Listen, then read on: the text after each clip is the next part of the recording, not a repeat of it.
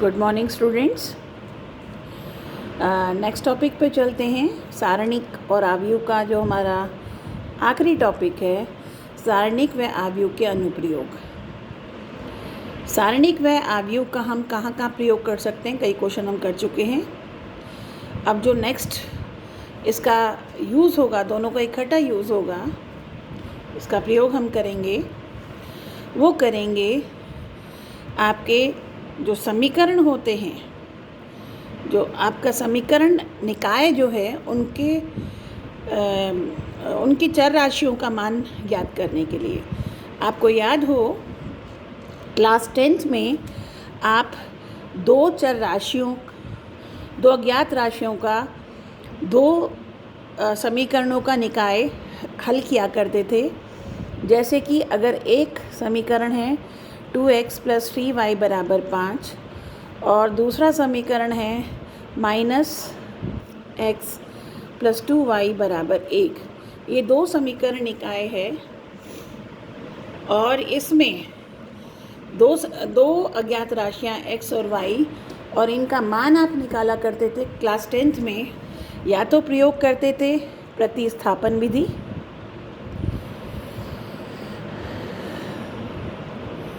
प्रतिस्थापन विधि में आप क्या किया करते थे कि किसी एक समीकरण से x या y का मान निकालकर दूसरे समीकरण में रखते थे और फिर वो समीकरण जो हमें प्राप्त होता था उसमें केवल एक चर राशि रह जाती थी। दूसरा आप करते थे विलोपन विधि का प्रयोग। विलोपन विधि में आप क्या किया करते थे कि विलोपन विधि में आप किसी एक चर राशि के ये जो गुणांक होते हैं, जैसे कि पहले वाले समीकरण में x का गुणांक 2 है, y का गुणांक 3 है, ऐसे ही दूसरे समीकरण में x का गुणांक -1 है, y का गुणांक 2 है। तो किसी एक गुणांक को, किसी एक चर राशि या ज्ञात राशि के गुणांक को हम बराबर करते थे, फिर एक समीकरण में से दूसरे समीकरण को माइनस करते थे। जो समीकरण हमें प्राप्त होता था वो एक चर राशि में आ जाता था और फिर हम उससे समीकरण को हल किया करते थे। इसके अलावा एक हमारा क्रॉस मल्टीप्लिकेशन मेथड, यानी ये प्रतिस्थापन विधि को इंग्लिश में हम कहते हैं सब्स्टिट्यूशन मेथड।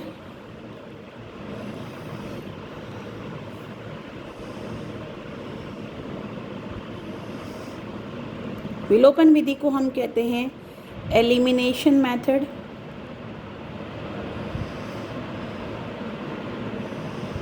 और शायद कम बच्चों को याद हो, तीसरा हम क्रॉस मल्टीप्लिकेशन मेथड करते थे।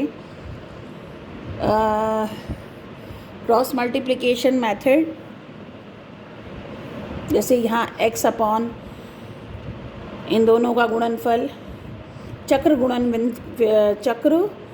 गुणन विधि, यानी cross multiplication method.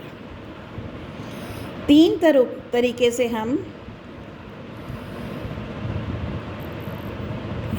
Application method, तीन तरीके से क्लास 10th में हम इसे सॉल्व किया करते थे। अब हम यहाँ पर सारणिक का प्रयोग, सारणिक और आव्यूह दोनों का प्रयोग करके और इन्वर्स निकालते हुए, यानी व्युत्क्रम आव्यूह निकालते हुए x और y का मान निकालेंगे। तो मैं इसी एग्जाम्पल को कंटिन्यू करते हुए बताती हूँ।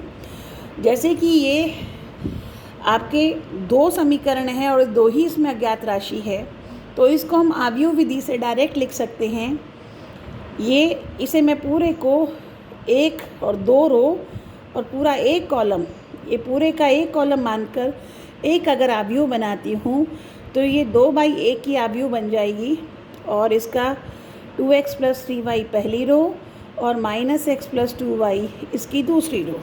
इसको हम ऐसे लिख सकते हैं, चूँकि ये आव्यूह है, सीधी तरफ आव्यूह 5/1 है, तो इसको हम ऐसे लिख सकते हैं। चूँकि ये भी 2/1 की है, ये भी 2/1 की है, तो ये दो आव्यूह अगर बराबर है और बराबर हो सकती हैं क्योंकि इनका क्रम भी बराबर है, तो निश्चित सी बात है 2x + 3y 5 के बराबर और -x + 2y 1 के बराबर, जो कि आपका ऊपर है। तो कहने का मतलब इस समीकरण को हम इस रूप में लिख सकते हैं आव्यूह रूप में, और ये एक ही बात है। अगर हम इसको खोलते हैं तो हमें वापस ये दोनों समीकरण प्राप्त हो जाते हैं। अब हम इसी को फर्दर इसको हम कैसे खोल सकते हैं, ये आप देख रहे हैं ये वाला, इसको हम खोलेंगे। इसको अगर मैं गुणांकों का एक आव्यूह बना दूं 2 3 -1 2, और जो हमारी अज्ञात राशियां हैं उसका आव्यूह बन गया x y। इस तरह से मैं लिख रही हूँ। क्यों मैंने ऐसे लिखा, ये 2/2 का बनाया और ये 2/1 का, जब इन दोनों का गुणन किया जाएगा तो रिज़ल्ट आएगा 2/1, जो कि ये था। कहने का मतलब हम इसमें गुणनखंड कर रहे हैं। जैसे कि अगर आपको 6 दिया हो तो उसे आप 2 × 3 लिख सकते हैं, या 3 × 2 लिख सकते हैं, या 1 × 6 या 6 × 1, इस तरह से लिख सकते हैं अकॉर्डिंग टू।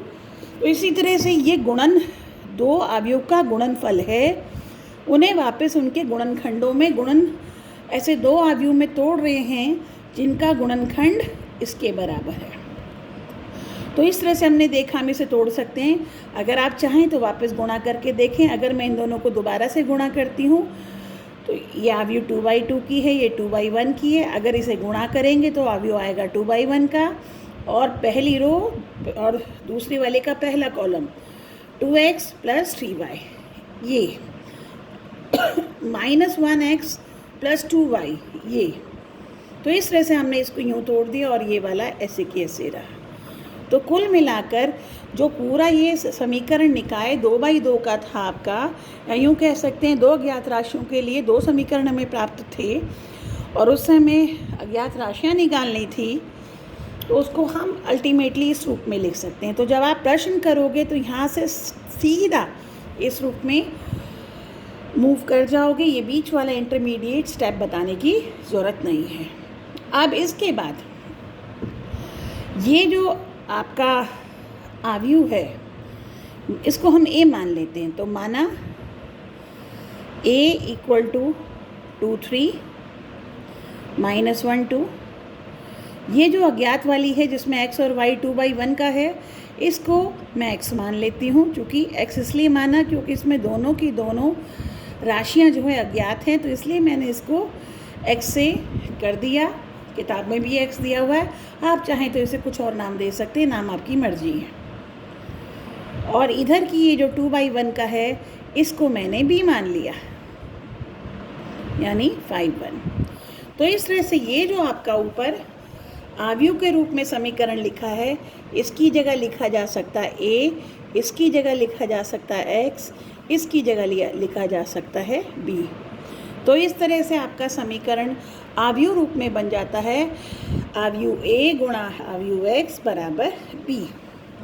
हमें यहाँ x और y का मान निकालना है, यानी अगर हमें आव्यूह x का पता चल जाता है, जो कि 2/1 के रूप में ही आएगा, तब x का मान और y का मान कंपेयर करके, तुलना करके हम निकाल सकते हैं। तो अब हम कहने का मतलब है, इस समीकरण की मदद से हमें x का मान निकालना है। इसको कैसे करेंगे?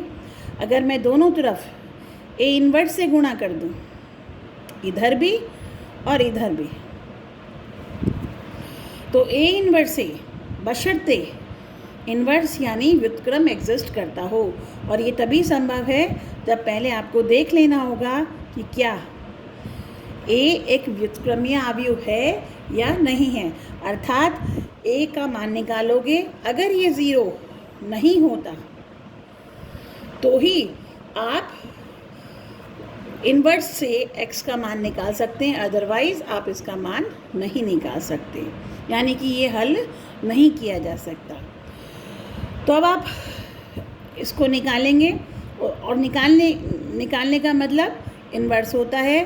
फिर आप इन्वर्स निकालेंगे, और मान लो इसे इन्वर्स से पूरा गुणा कर दिया, तो a इन्वर्स a बराबर होता I, x बराबर a इन्वर्स b। और I यानी आपकी इकाई आव्यूह या तत्समक आव्यूह से जब कोई भी आव्यूह को गुणा करते हैं तो वो आव्यूह x ही रह गया, और ये बन गया a इन्वर्स b। तो ये यहाँ से जब आपने a x बराबर b, तो अब ये पूरा स्टेप करने की ज़रूरत नहीं है। आप सीधा यहाँ से कंक्लूड कर सकते हैं। इसके बाद सीधा ये स्टेप बता सकते हैं कि x बराबर a इनवर्स b। जब आपने x बराबर a इनवर्स b निकाला है तो अब इसका मतलब पहले a इनवर्स निकालेंगे, b आपको पता है, दोनों को गुणा करेंगे। दोनों को गुणा करने के बाद चूँकि a आपकी 2/2 का अवयव है, a इनवर्स भी 2/2 का होगा, b आपका 2/1 का है। जब ये दोनों गुणा होंगे तो 2/1 का ही आएगा और फिर उसको x के बराबर रख कर मान निकालेंगे।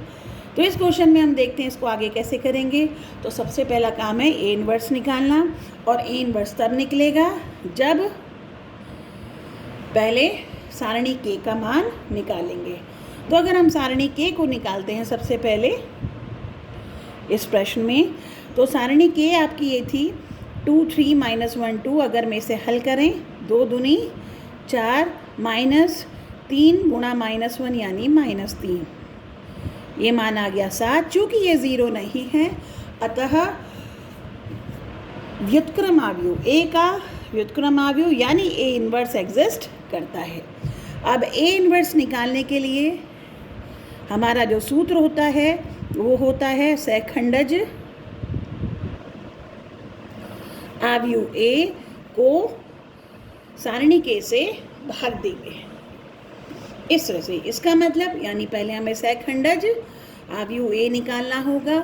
सहखंडज अवयव a निकालने के लिए मैंने बताया था पहले आपको अवयव a के सहखंड निकालेंगे। तो अब अवयव a के हम सहखंड निकालते हैं। यहाँ पर हम लिखते हैं a11 निकालने का 2/2 में क्या तरीका था, पहली 1 -1 की घात 1 + 1 यानी 2 यानी माइनस ख़त्म और ये मान आ गया 2। फिर a12 हुआ -1 की घात 3 यानी माइनस रहेगा ही, और फिर जब इसको दबाएंगे आएगा -1, ये बच गया आपका 1। फिर आप आएंगे a21 पर, यहाँ माइनस आएगा क्योंकि -1 की घात 2 + 1 होता है माइनस, और जब आप दूसरी रो पहला कॉलम दबाए तो आएगा 3।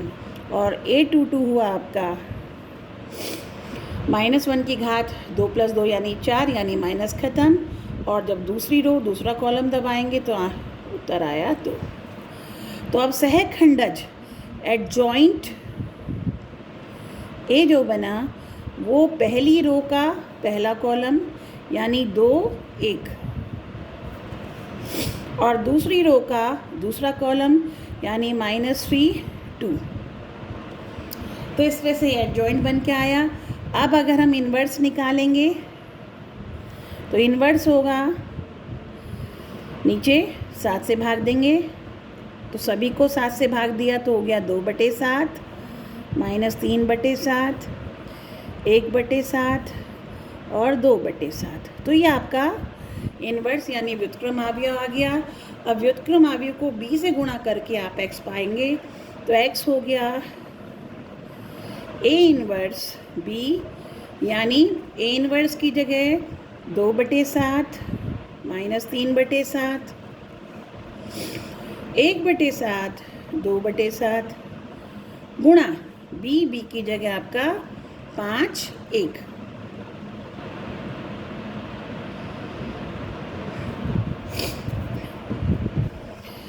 इसे हल करेंगे आप इसे हल करेंगे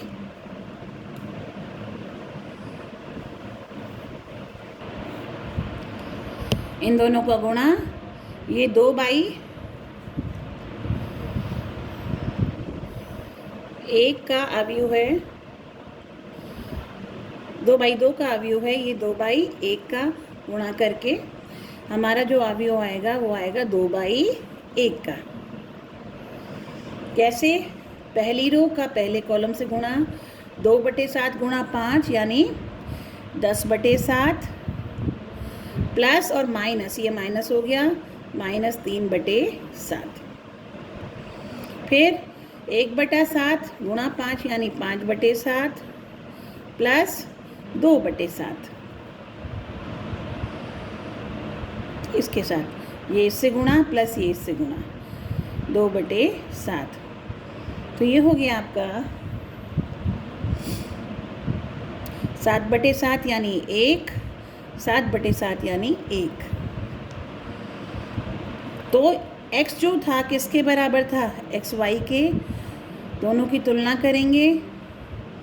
जो x था वो आपका x और y के बराबर था। तो x किसके बराबर? 1, y बराबर 1। और दोनों को आंसर निकलने के बाद एक बार वापस समीकरण में रखकर आंसर जरूर चेक करेंगे।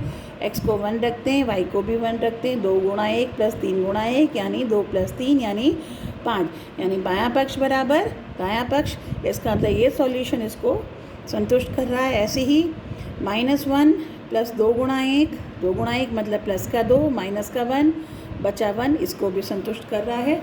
तो आप देख सकते हैं ये किसका इस तरह से उत्तर निकलेगा। तो ये जो था आपका 2/2 का आव्यूह था, 2/2 का समीकरण निकाय था।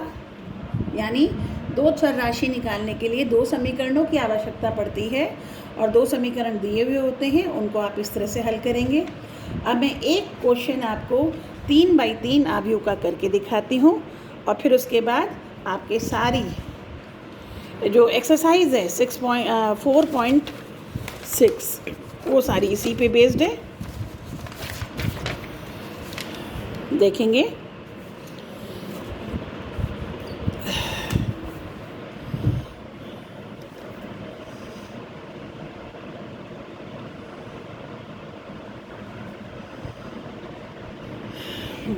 तो ये मैंने एक दूसरा क्वेश्चन लिखा है जो 3/3 का है। 3 समीकरण है यहाँ, क्योंकि 3 अज्ञात राशियाँ x, y, z का मान हमें ज्ञात करना है। और अब इसको आव्यूह विधि से हम कैसे करेंगे? तो उसी ढंग से पहले हम जितने भी 3 हमारी समीकरण हैं, तीनों के x, y, z के जो गुणांक है उनका हम आव्यूह बनाएंगे। 2 -3 5, ये x का गुणांक, ये y का गुणांक, ये z का गुणांक पहले समीकरण का। ये दूसरे समीकरण का x का गुणांक 3, y का गुणांक 2, z का गुणांक -4। और तीसरे समीकरण में x का गुणांक 1, y का 2 और z का -2। दूसरा वाला आव्यूह x, y, z ऐसे हमने बनाया। और तीसरा जो राइट साइड में जो उनके कांस्टेंट राशियां हैं तीनों समीकरण में, अचर राशियां हैं, उनका मान हमने लिखा ऐसे करके। ये आपको तो कहने का मतलब ये जो तीनों समीकरण थे, तीनों समीकरण का हम इस तरह से रूपांतरण करेंगे। फिर से देख लीजिए, ये जितने भी उनके गुणांक हैं, ये x के गुणांक तीनों में उसी ऑर्डर में, y के गुणांक, z के गुणांक x, y, z, और ये राइट साइड में उसी ऑर्डर में, उसी क्रम में जो आपकी अज्ञात राशियाँ राइट साइड पे। अब हमने इस वाली को a मान लिया, इसको x मान लिया, इस वाले को b मान लिया। a आव्यूह 2/2 का है, x आव्यूह 2/1 का है, 3/1 का है, और a आव्यूह 3/3 का है, और b भी 3/1 का है। तो इस तरह से हमें ये समीकरण प्राप्त होता है आव्यूह के रूप में ax बराबर b। और हम जानते हैं x किसके बराबर हुआ? a इन्वर्स b के। तो अब पहला काम है a इन्वर्स निकालना और फिर b से उसे गुणा करेंगे। अब a इन्वर्स निकालने के लिए पहला काम है सहखंडज आव्यूह ज्ञात करना, और सहखंडज आव्यूह ज्ञात करने के लिए पहले सहखंड या सहगुणनखंड निकालने पड़ेंगे।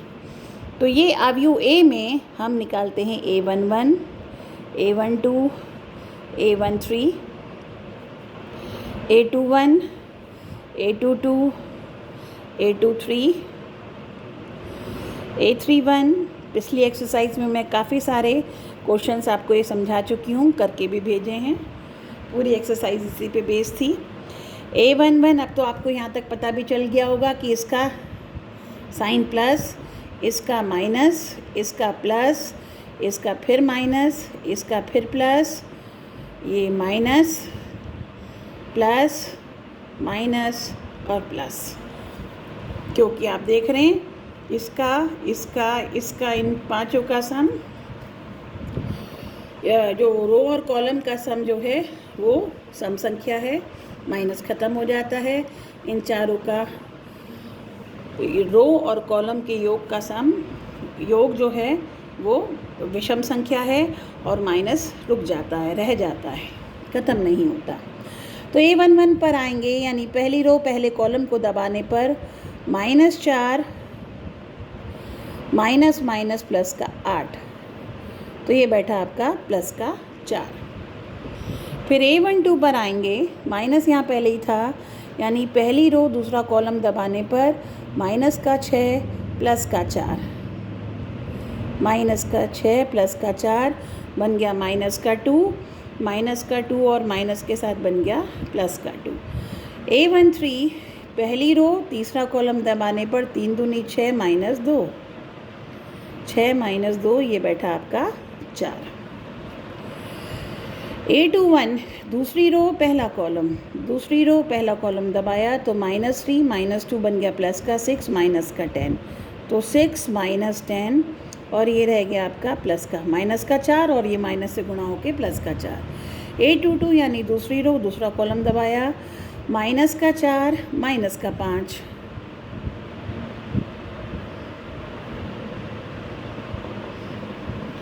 A23 4 प्लस का 3 माइनस का 7, A31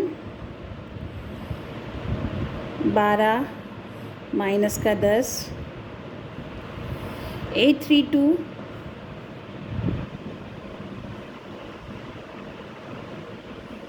माइनस 5 3 15 4 दूनी 8 15 माइनस 15 माइनस 8 ये हो गया माइनस का 23, बच गया 23। और A33 तीसरी रो तीसरा कॉलम 2 दूनी 4 और प्लस का 9 यानी 13। तो इस तरह से ये आपका सारे सहगुणनखंड निकले। अब अगर मैं सहखंडज आव्यूह A निकालती हूँ तो पहली रो का पहला कॉलम बन जाएगा, यानी पहली पंक्ति का पहला स्तंभ 4 2 4 4 2 4 4 माइनस 9 माइनस 7, दूसरी रो दूसरा कॉलम 2 23 13 ये बन गया। और उससे पहले हमारा A निकालना रह गया, हालांकि सबसे पहले सारणी के का मान निकालना चाहिए, मैं इसे भूल गई, चलो मैं यहाँ निकाल देती हूँ। सारणी के का मान होगा आपका, सारणी के का मान होता है basically A11 plus A12 plus A13 उनकी संख्याओं के साथ गुणा करते हुए, यानी 2 गुणा 4 प्लस -3 गुणा 2 प्लस 5 गुणा 4, ये हो गया 8 माइनस 6 20, तो ये हो गया 28 माइनस 6 यानी कि 22।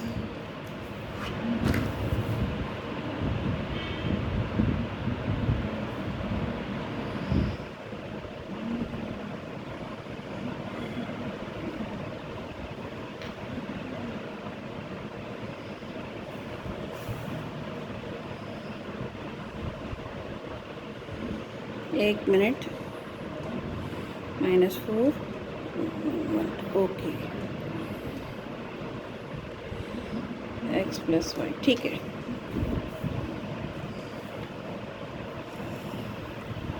चलिए, तो अब आपका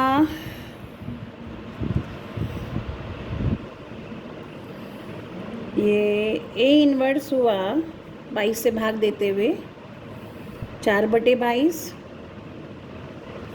4/22 2/22 2/22 -9/22 23/22 4/22 -7/22 13/22। मैंने काटा नहीं यहाँ पर, इसे ऐसे ही रहने में अभी, क्योंकि जब गुणा होगा उसके बाद फिर जोड़ने में आसानी रहती है। इसलिए अब आएंगे x का मान निकालने के लिए। तो x होता है आपका a इन्वर्स b, यानी ये जो a निकला हुआ a इन्वर्स निकला है 4/22, 4/22, 2/22, 2/22, माइनस का 9/22, 23/22, 4/22, माइनस 7/22, 13/22, और b का मान है आपका 11, -5, माइनस का 3। अब इन्हें गुणा करेंगे आप। ये 3/3 का आपका अवयव है, ये 3/1 का अवयव है। इन्हें आप गुणा करेंगे, अवयव आएगा 3/1 का, और x का मान होता है यहाँ पर XYZ।